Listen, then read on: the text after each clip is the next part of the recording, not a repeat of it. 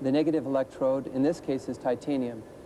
As we look at the accumulated data from those runs, we find, very interestingly, a bit of a bump.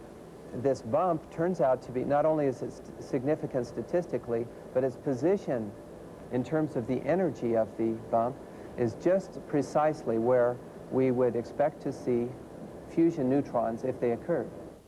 So Jones is convinced he's getting fusion, but he's not getting anything like the levels of heat measured by Fleischmann and Pons. So there are two different types of fusion being claimed, one producing the predicted neutrons and the other producing remarkable levels of heat. The race is now on to establish whether either team's results could be correct. Yesterday, the Texans were the first to claim they had reproduced Fleischmann and Pons' experiment with its extraordinary output of heat.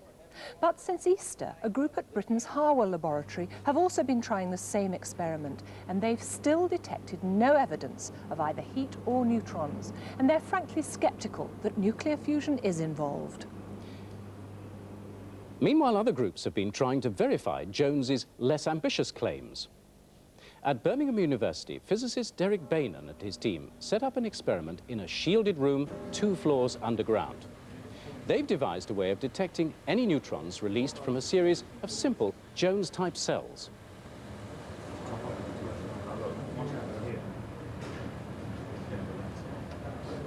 We've just finished a run overnight with these 9 cells, and we have some interesting results.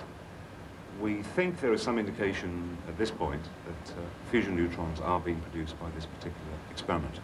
We have a lot further to go yet before we can say with 100% certainty that this is really happening. We will be repeating this run with modifications, improvements this evening. By about 10 or 11 o'clock tonight we should be back online. But it's an uphill battle, of course, and we are looking at small numbers of neutrons. There's not much doubt about that.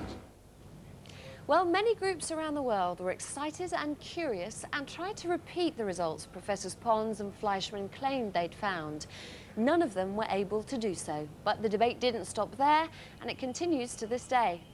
Join us after the break when we'll see an Oxford Don put the surf bike through its paces and how pagodas have managed to withstand earthquakes for hundreds of years.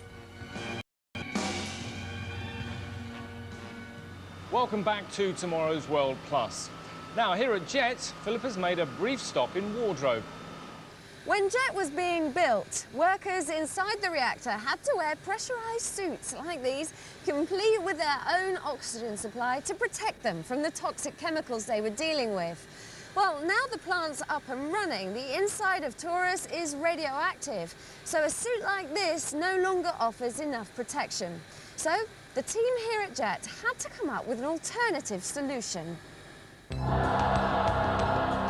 Scientists knew from the moment the Taurus reactor was used, it would become radioactive, so they wouldn't be able to work in there themselves.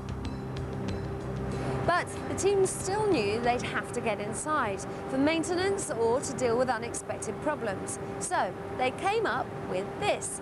It's the most sensitive and dexterous robot of its kind in the world. It's called Mascot, and it's the next best thing to being there yourself. Thank you. Here's the robot at work inside the Taurus. To function in here, Mascot needs to be able to do just about anything, from pre-planned tasks to dealing with unexpected problems, carrying out jobs you'd think you'd need a human to do. So how does Mascot work? Well, when you think of a robot, perhaps you think of a robot in a production plant, which is doing lots of repetitive jobs over and over again. In our case, we're not interested in doing highly repetitive tasks. We're interested in doing repair-type tasks.